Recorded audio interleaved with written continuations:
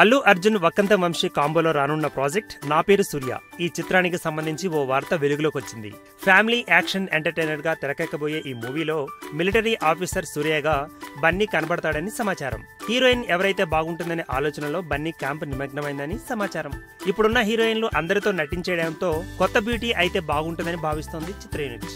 ఈ క్రమంలో నివేదా థామస్ ను సంప్రదించడం ఓకే చేసినట్టు ఓ ఫీలర్ బయటకొచ్చింది. లగడపాటి శ్రీధర్తో నాగబాబు కలిసి ఈ ప్రాజెక్ట్ ను ప్రొడ్యూస్ చేస్తున్నాడని సమాచారం. మంచి పెర్ఫార్మర్ గా పేరున్న నివేద తెలుగులో బిజీగా మారుతోంది.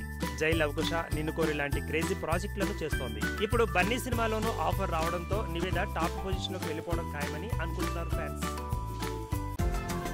ఈ వీడియో గనుక మీకు నచ్చినట్టయితే లైక్ చేయండి, షేర్ చేయండి, సబ్స్క్రైబ్ చేసుకోండి.